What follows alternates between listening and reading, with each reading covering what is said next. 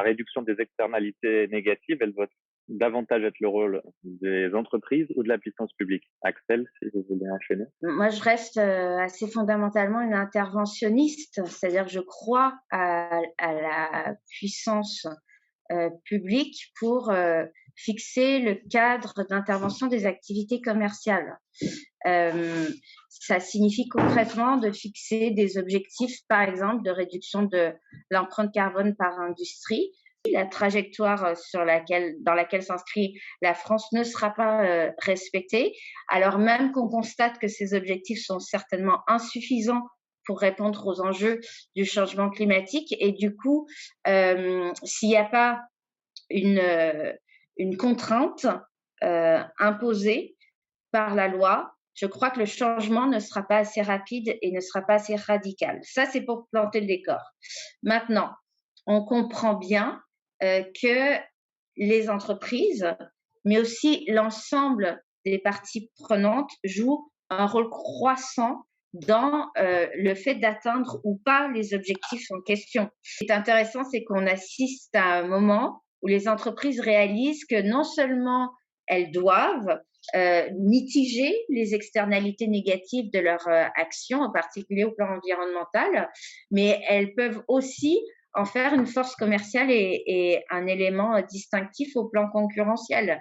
Et très souvent, l'agenda du développement durable est lié à celui de l'innovation et du numérique, parce que on peut choisir de transformer un cœur de métier et de transformer les processus de production et de distribution.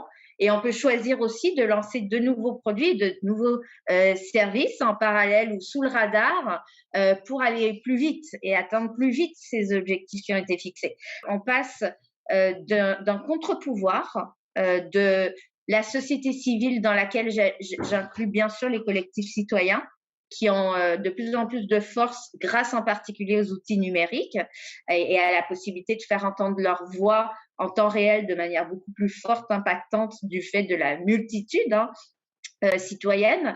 Mais les ONG et les associations, par rapport aux années 80-90, elles ont un rôle qui a évolué aussi. Il y avait un rôle d'alerte, de création d'un rapport de force, de dénonciation de certains comportements économiques, d'acteurs de terrain. Aujourd'hui, il y a un rôle de partenaire et de collaborateur, en tout cas dans un scénario idéal où les ONG et les associations apportent leur expertise et leurs exigences, définissent bien leurs attentes avec les entreprises privées. WWF le fait très régulièrement, quitte à devenir un peu schizophrène, parce qu'il faut garder l'agenda de la mobilisation activiste et il faut s'inscrire dans l'agenda économique des partenaires pour les accompagner dans le chemin dans lequel ils s'inscrivent. Merci. Mais pour vous, Karine? Oui, moi je suis tout à fait d'accord.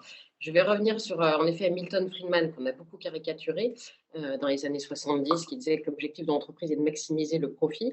Mais quand on regarde ce qu'il écrit, il dit que c'est de maximiser le profit sous réserve de contraintes faites par l'État, de contraintes environnementales et sociales.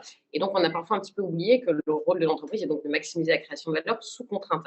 Et je suis vraiment convaincue qu'on a besoin de mettre une forme de contrainte, en tout cas d'incitation sur l'environnement, parce que comme le dit Axel, sinon on n'y arrivera jamais, ça prendra un temps fou. Il y a un sujet qui en ce moment émerge, qui est celui de la taxe carbone. Ça fait très longtemps qu'on en parle, mais là on sent qu'il y a un vrai momentum pour la taxe carbone.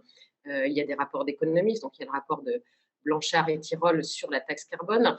Récemment, je crois que c'était mardi, il y a une alliance d'investisseurs qui représente 6 milliards d'actifs sous gestion, donc quand même l'industrie financière, qui demande eux-mêmes une taxe carbone pour orienter les comportements. On le voit au niveau de l'Union européenne, où nous, on est très, très supportifs, c'est encore le mauvais terme anglo-saxon, nous soutenons très fortement les travaux sur la taxonomie.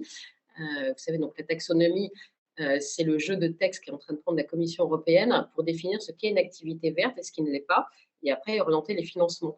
Et donc là, pour une fois, en plus, on a la chance peut-être d'être précurseur, si on arrive à se mettre d'accord sur la taxonomie, et avoir un jeu de règles européen sur les sujets environnementaux.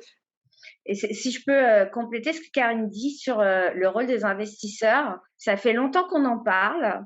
Je crois que c'est depuis le début de la crise sanitaire que ce rôle se concrétise vraiment, que les investisseurs, en particulier institutionnels, qui exerce une vraie pression sur les entreprises pour qu'elles verdissent leur portefeuille et leurs activités sont de plus en plus nombreux. Ils restent minoritaires aujourd'hui, mais on est à un moment historique de bascule.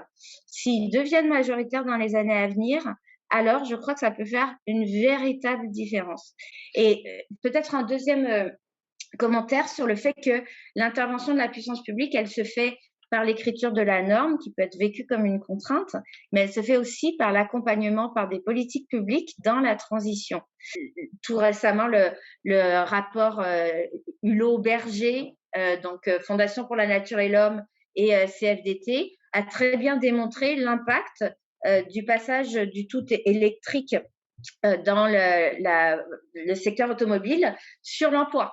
Et donc, ça pose la question à la puissance publique de sa responsabilité dans l'accompagnement. Quand on dit que la transition écologique doit être accompagnée d'une transition sociale, c'est pas des mots, ça a une réalité qui se concrétise surtout dans les territoires en fait et dans les décisions qui doivent être prises au niveau local par des collectivités, par des entreprises implantées dans les territoires sur ok, donc si on poursuit cet objectif environnemental, quelles conséquences ça a au plan social. Donc pour ça, il faut de la formation, il faut des financements, il faut de la prospective pour dessiner les perspectives d'avenir et donc orienter la vie dans les territoires vers ces perspectives, etc. Donc, et là aussi, je me permets de rebondir sur ce qu'a dit Axel.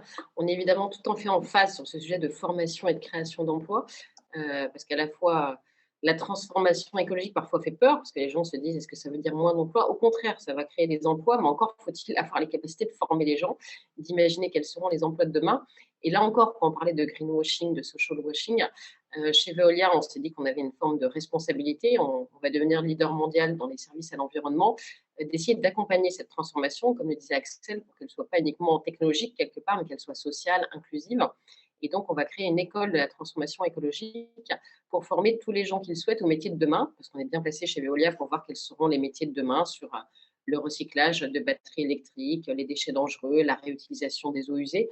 Donc, sur tous les sujets de demain, pour former les gens, soit en formation initiale, donc des jeunes qui ont envie de travailler dans ces sujets, soit des gens qui auraient perdu leur job suite au Covid, parce qu'on a quand même une crise économique, certains secteurs qui pâtissent.